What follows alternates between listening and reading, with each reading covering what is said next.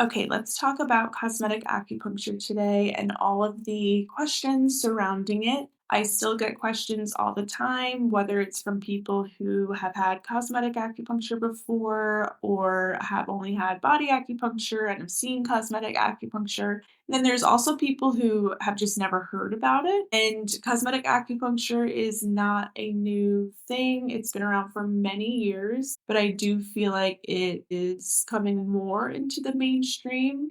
I guess because of how much it's in my world, I am surprised that people haven't heard about it before because it is seen as an alternative to fillers or Botox. But I guess, we all see what we're being pushed. So it's hard to tell. But I wanted to make one place for all of the commonly asked questions so that it's easy to run through. So let's start with the first question, an overview of what is cosmetic acupuncture. Cosmetic acupuncture is using needles mostly concentrated from the décolleté upward. And there's a lot of variance with techniques in cosmetic acupuncture, but I will speak for myself and what I personally do. So I use probably 12 to 13 different types of needles, or I at least have that many in my toolbox specifically for cosmetic acupuncture.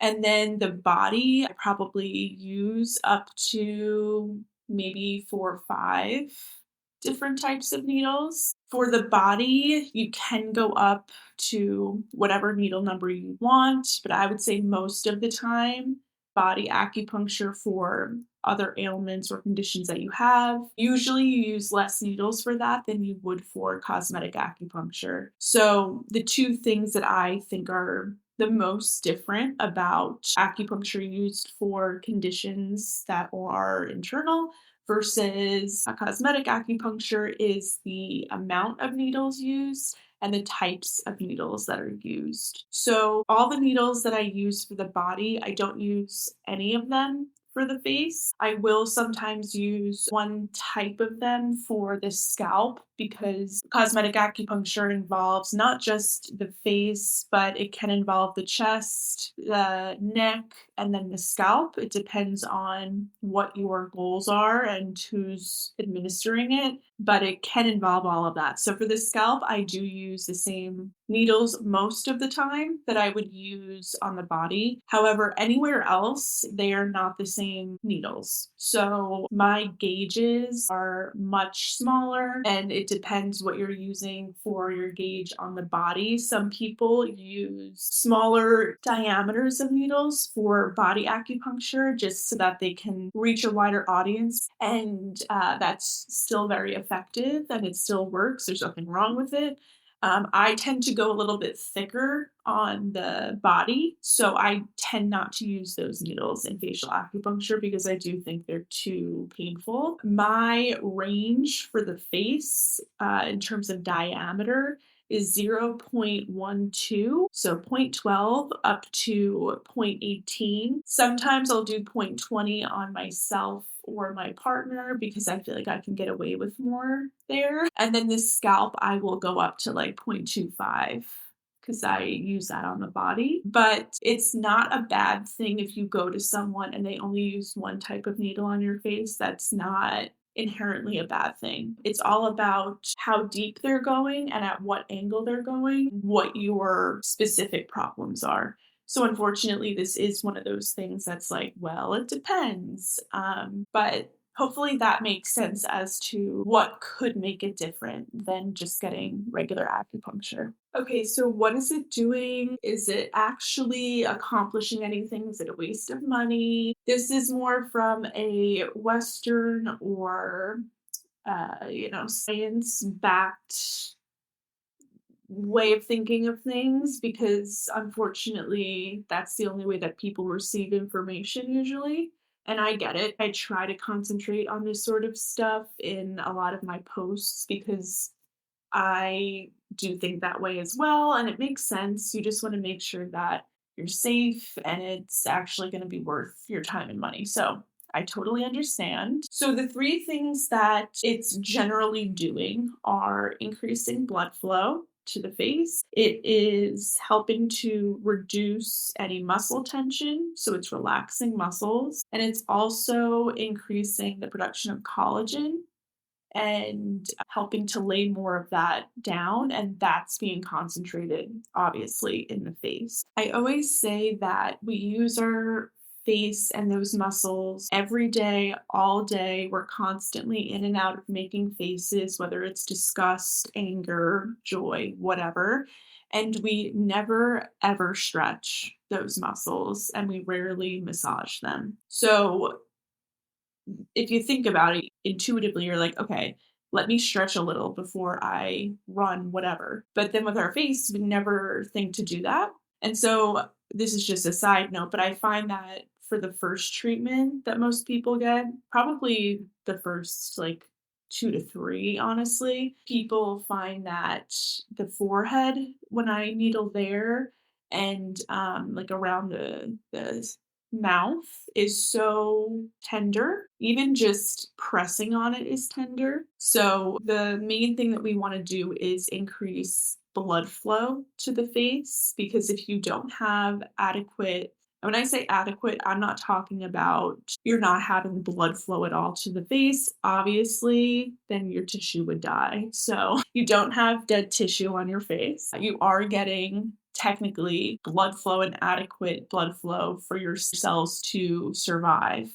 But I'm talking about releasing muscles and decreasing the agitation in those muscles, relaxing them so that blood flow is more optimally brought up to the head and face. So, those are two things. Botox, as we all know, is used for relaxing the muscles, it paralyzes them. The thought behind that is that once your muscles are overworked and overused, as most of the muscles on our face are from eating, expressing all the things, that tightness can lead to the lumps, the bumps, the sagging, the wrinkles, all the things. So, the whole mechanism of action behind Botox is to stop that from happening. It just paralyzes your muscles so that they basically relax. They're forced into a state of relaxation so that it kind of smooths out any area that you put it in. So, cosmetic acupuncture is also doing that. It is relaxing the muscle, and we'll go into later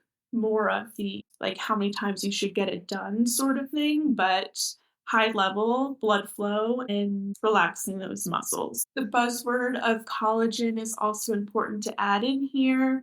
So, it is helping to increase that collagen production at sites of micro trauma, which the needles are. So that is definitely happening. I don't have perfect research or how I feel about oral collagen that people take these days. That's been a thing for many years, and I actually used to take collagen like powders probably like in college. I don't even know like how old I was, but I do remember taking like that Vital Proteins. It was like a blue container, and I have not taken it since. I stopped because it was a waste of money to me at the time.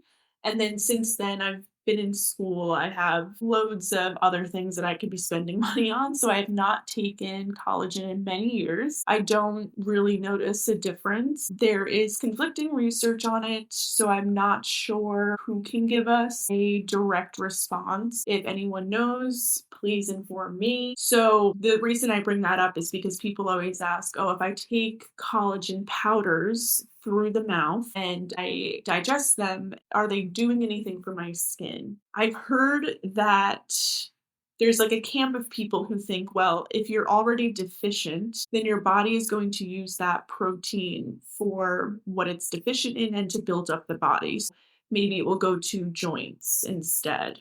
The thought is that if you have everything else taken care of, then your body can send it to more extraneous places like the skin.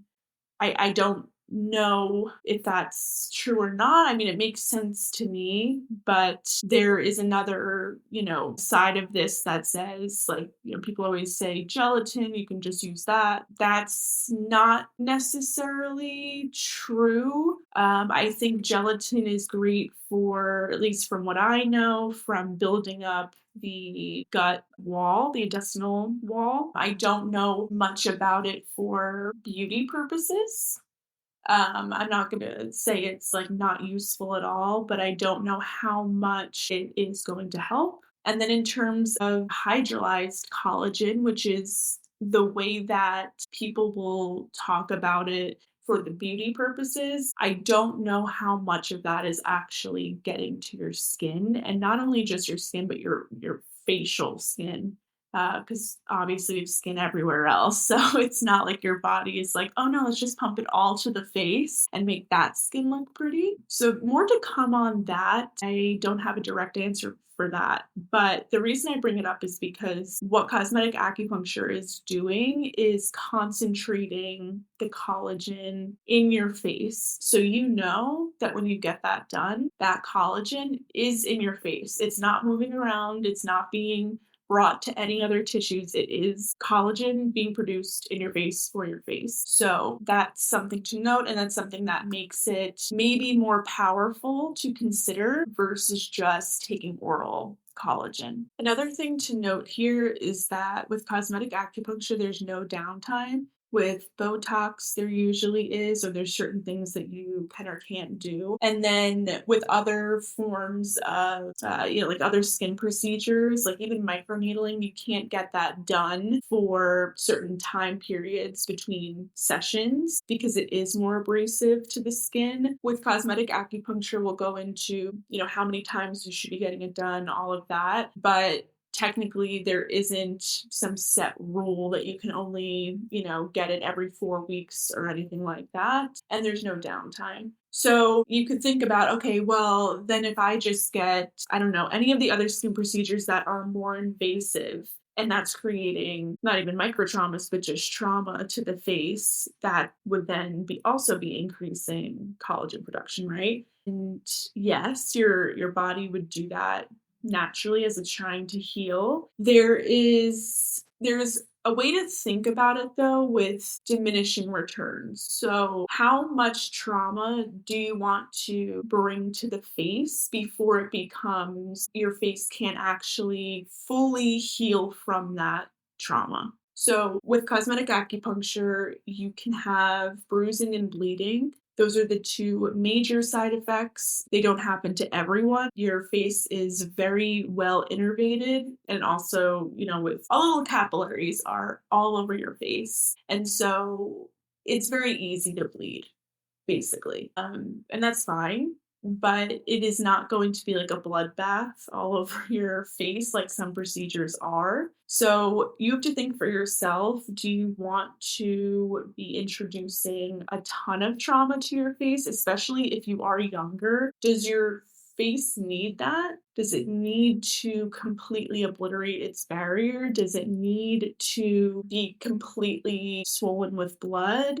I guess that's up to the person. I personally would rather start with something less invasive, and then if I don't feel like it's enough, move up from there. But that's just something to keep in mind. Like, how invasive is the procedure and what's the payoff from the procedure? So, to me, cosmetic acupuncture can give you more benefit than, let's just say, a cream or something like that.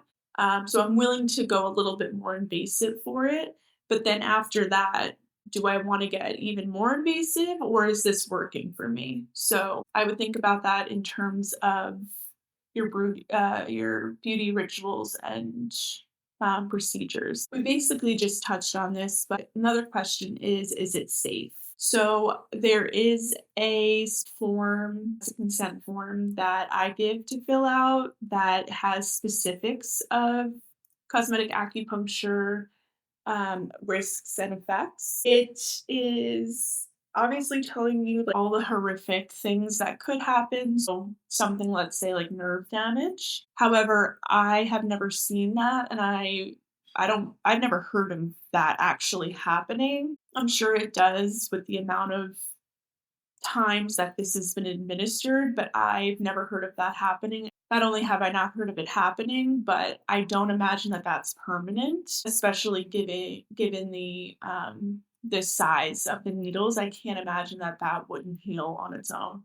That's like one side of it. But usually, what I tell people is for side effects that are more likely to happen, it's bruising and bleeding. Like I said before, both of those can't really be predicted. It really depends on the person. Sometimes I can predict if I've done needling on the person before, but if I haven't, it's sometimes hard to know how much they are going to bleed. I have given myself a couple bruises here and there. They're not huge, they're very small, and they usually go away within a day or two. And then sometimes there's nothing, there's actually no bleeding and no bruising, and you just look better walking out, more bright of a complexion, and just like a more youthful glow. There's a brightness to the face that's kind of hard to capture and explain, but you can tell that this person just, I don't know, they just look healthy. They look maybe like they did all the greatest things that they could have done for their health that day, and you're like, "Ooh, they just have, like, something to them." So, that also happens. You just walk out as if nothing ever happened. It doesn't leave a hole behind. It doesn't leave any sort of visible trauma to the face. The only possible thing that it might leave behind are little itty bitty bruises, and those will go away. Does it actually work? So, most people will say that they can see a visible difference in their skin, especially when it comes to the brightness and the firmness of their skin. It's kind of hard to explain, even because I do it on myself regularly. And when I feel my face, it just feels like supple. It feels a little bit tighter. And even if because we stare at ourselves all day long. So maybe to me, I'm like, okay, is it getting tighter? Like, am I seeing that right? But then when I feel it, I'm like, no, it is. Cause I don't know. I play with my face a lot and I'm like, no, it definitely is. It feels different. I definitely have a glow. And I notice with patients as well, similarly, that happens where they come in a couple of times and then you're like, you look different. Like you just have this, I don't know what it is. It's just a brightness and an evenness to the skin tone. So all of that will happen. And then we'll go into how many times you should be getting it done, all of that. But for fine lines and wrinkles, yes, it does work. Yes, it does reduce them. It's all about how often you're willing to come to treatment. So how many sessions do you need? This is what we recommend. It's 10 treatments as close together as possible. Usually it's 10 treatments over 5 weeks, so it's twice a week. And then we can reevaluate at that point whether it makes sense to come still twice a week. Usually not, though. Usually it's anywhere between once a week or once every 2 weeks or once a month. And then it gradually just gets more and more and more spaced out. But that initial 10 treatments 2 times a week is pretty crucial. And then, depending on the person and your age and what you're looking for, we can then decide how much we want to space you out. But you can go as long as 6 weeks without getting a treatment once you're on that maintenance plan. So it might be front loaded with costs, but then it's not like you're coming twice a week for the rest of your life at all. You're giving your body and your face what it needs to do its job in the future more optimally and better. So every single treatment that you come, you're building on the last treatment. And this is where it differs from Botox, and we'll talk about that separately. Another question is, how soon will I see results? So I usually have people say that they see a reduction in puffiness right away, and they also feel more bright and they feel a firmness right away. So that's after one treatment. And then usually to see reduction in fine lines, it's usually 3 to 5 treatments. After the 10 treatments, especially because if you have before and afters, it's much easier to tell, but you'll definitely see a change overall in the muscle tone and the muscle relaxation. That usually is something that not only visibly can you see, but the person can also feel too. So I would say it depends on what you're looking to see, but the first treatment is usually those more superficial things. So you will see reduced puffiness and a brightness. By the end of those 10 treatments, you'll see changes in some of those fine lines and wrinkles. So this is what I was touching on a second ago, but the question of how is this different or the same compared to Botox and fillers? Should I do both or is one better than the other? I'm not going to say that one is better or worse than the other. I'm not here to do that. You can make that decision for yourself, but I do think you should be educated on all the different avenues that you can take with your health.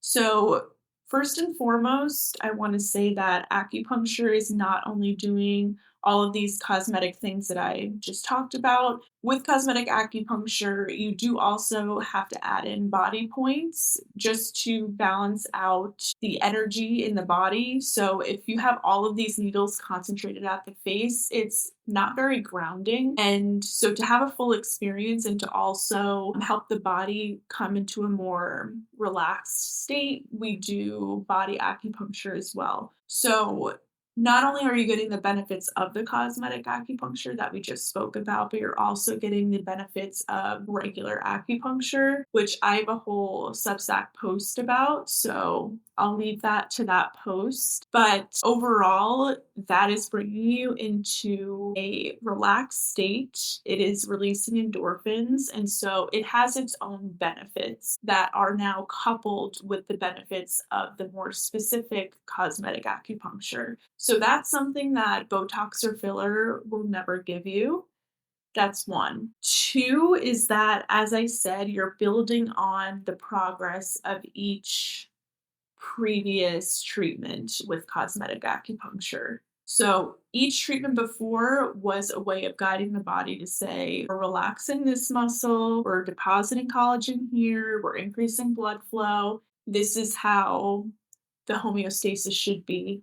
And each time after that is just building on that foundation so that we can actually space you out to once every 4 weeks, once every 6 weeks, whatever it is. With Botox and filler, it is usually just, okay, we're injecting here, and then depending on your body and how long it takes to get rid of that, we then however many weeks after, decide to inject again. But you're not necessarily always building on the last progress. There is some evidence that maybe for Botox that does happen, and that's why people get it preventatively. So I won't really speak to that for Botox, but for filler, you're adding something to the face, and with cosmetic acupuncture, you're not adding anything. You're just using your body's own resources to help optimize the look and feel of your face. So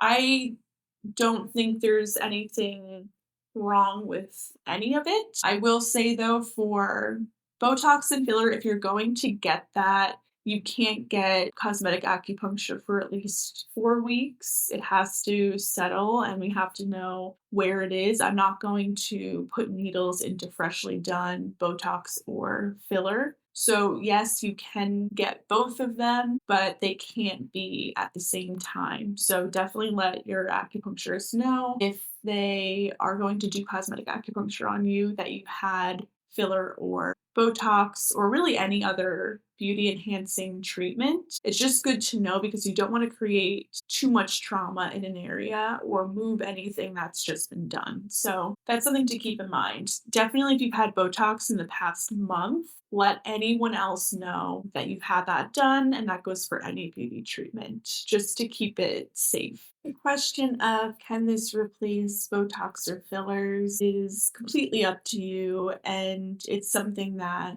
for me it can. I've never had Botox or fillers, so I'm just going off of what I had, and I do cosmetic acupuncture regularly on myself. So I'm okay with the results that I get from it, especially because I am doing it more preventatively. However, if you are older and there's more concern for certain parts of your face and you feel like you want immediate results, then maybe cosmetic acupuncture is not strong enough for you and you would like to try something else. This really is all for the individual. I would say if you're still in your 20s and early 30s, you definitely can just use cosmetic acupuncture as your form of prevention and also keeping your face even, bright, keeping those fine lines and wrinkles at bay, and also relaxing the face and decreasing that stress. It's up to you. I would try both, especially if you're already spending money on Botox, at least trying cosmetic acupuncture and seeing if it has enough of a benefit for you to consider maybe not doing as much Botox or doing baby Botox or whatever. But this, unfortunately, is one of those questions where it really comes down to you and what you're trying to look like. So that's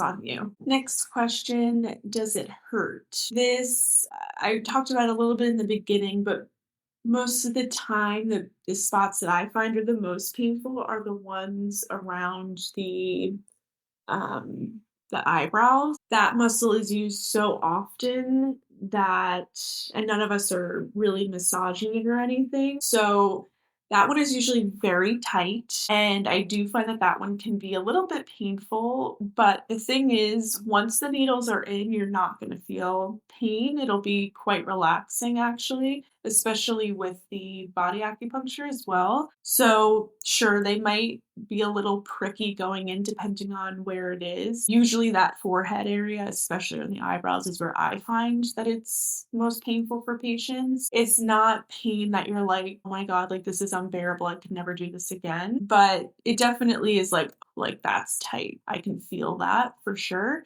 And then once it's in, you're like, oh, is it still in? I can't even tell. So it's very minor pricking pain or kind of just like a dull ache when it first goes in, but then you shouldn't feel anything really. Finally, how much does it cost and is it covered by insurance? I'll do the insurance part first. Usually no. We even struggle with getting all types of acupuncture, like depending on, what it's being used for covered. If acupuncture is covered by your insurance, you can't label a treatment as cosmetic acupuncture and get that covered. Similarly, for FSA and HSA usage, they're not going to cover that or allow your funds to be taken out for cosmetic acupuncture. But if we add in needles to a regular body acupuncture session, then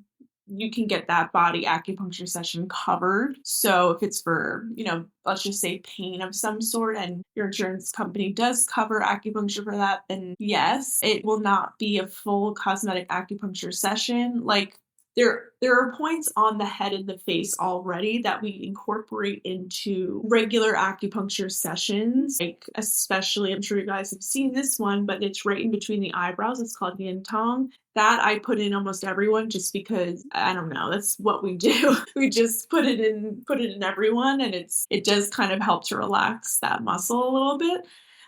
So for instance, that one, there's other ones on the scalp and on the forehead that are used for, let's say, headaches or balance method or whatever.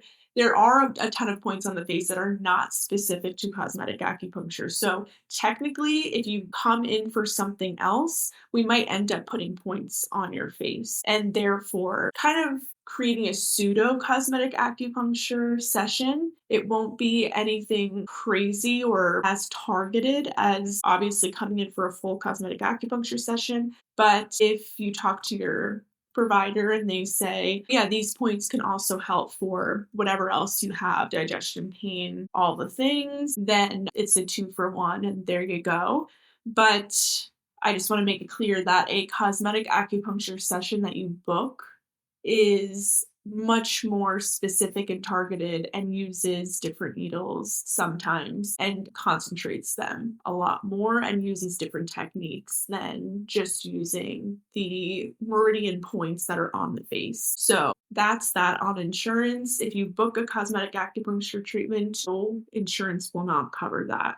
And then in terms of how much it cost, I practice in LA. So it's probably some of the highest that you'll see. Usually it's New York, LA, and then a few of the other big cities, but I have lived in New York. I'm from New York, and then now I live in LA, so I can really only speak to those two cities. It's not just because I'm trying to be elitist, it's because that's literally all I know in terms of the landscape. For me personally, I do in-home acupuncture. So I come to you and I set literally everything up. It is not a walk in the park for me. It ranges for me for in-home from 350 to 400, and I actually think that's not bad at all for in-home. And then for the other practice that I work at, it's high 200s per treatment.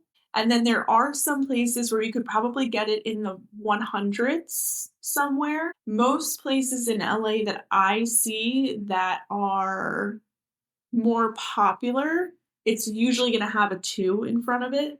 250 is usually what I see. That comes with, though, a whole massage thing before with gua sha and cupping and facial cupping, and then body acupuncture and the facial acupuncture. And then it sometimes will have a red light involved too. So you're getting a lot for that price. It's not the same as getting some other treatment where that treatment is all you're getting. Cosmetic acupuncture, when you see that being advertised, usually it encompasses other modalities to help the effectiveness of that facial acupuncture be as prime as possible. So that's something to keep in mind there. For other states, I'm sure you can get it for low 100s. I listened to a couple podcasts of people who have practices in smaller towns, and they say, they're kind of like the only one who does that within a huge radius in their state, and they can't imagine charging over $200 for something like that because that's not the demographic of where they live. So that is 100% dependent on where you are. But I would say for bigger cities, you're probably going to see around $250 per treatment. And then, like I said, that eventually gets more and more and more spaced out. So over time, you'll probably end up spending much less than you would for other modalities, such as Botox or filler.